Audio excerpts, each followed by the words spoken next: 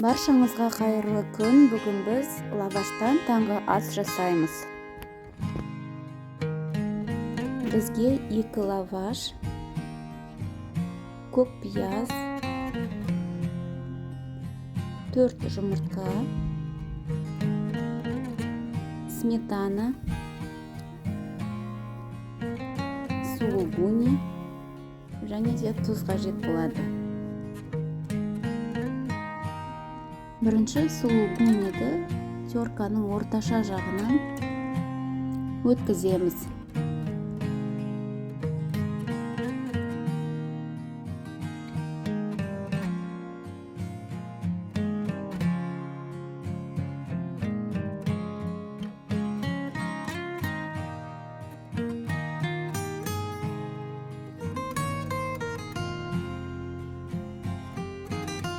Одан кейін жұмыртқамызды да теркадан өткіземіз.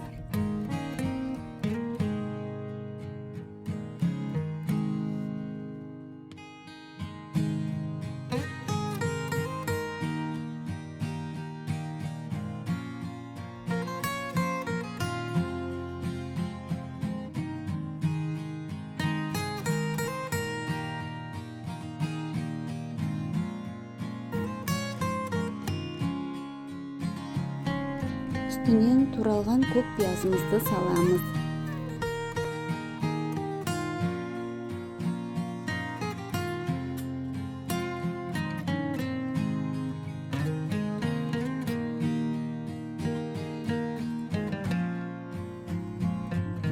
Енді кішкене тұзымызды саламыз.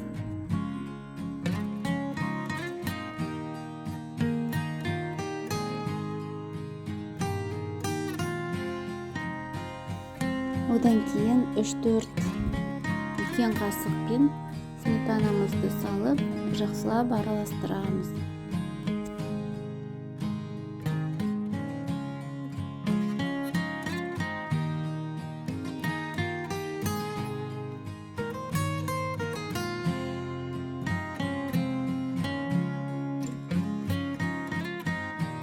Міне начинкамыз дайын болды, енді лавашты дайындаймыз.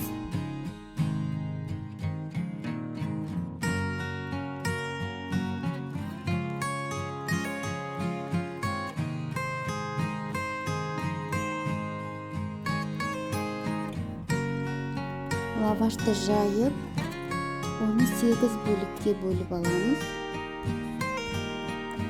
Екінші лавашты да тура осылай етіп 8-ге бөлеміз.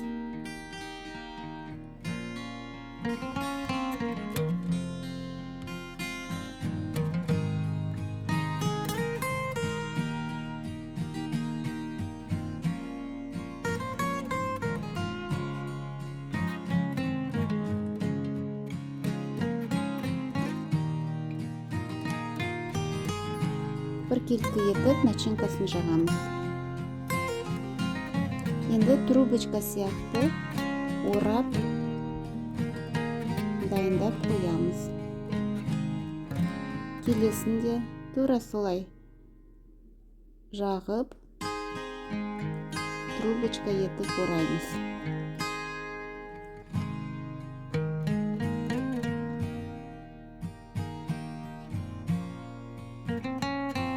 Міне барлық лавашты жасадым, тек қана біреу ғана артылды.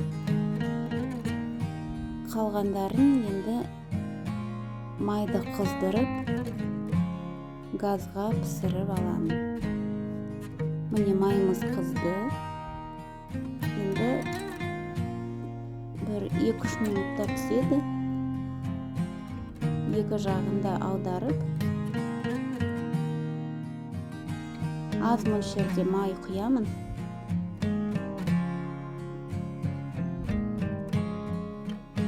Біз 5-6-6-дан салып, осылай пісіремін. Екі жағын пісіремін.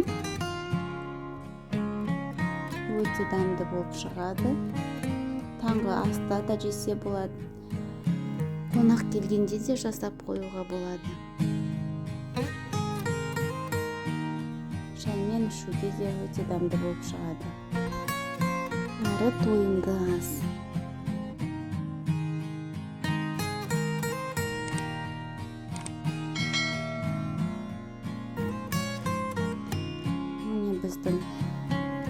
ағаштан жасалған өте оңай, өте дәмді асымыз дайын болды.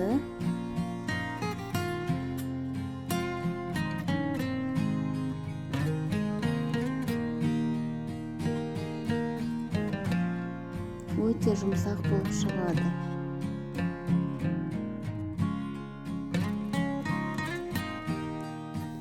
Ыстық күйінде сыры еріп, тіптен дәмді болып кетеді. Егер суып қалған жағдайда, онда микроволновкаға жылытып аласыз. Сіздер де жасаңыздар, көріңіздер. Әлі де көптеген видеолармен бөлісетін боламын. Ас болсын.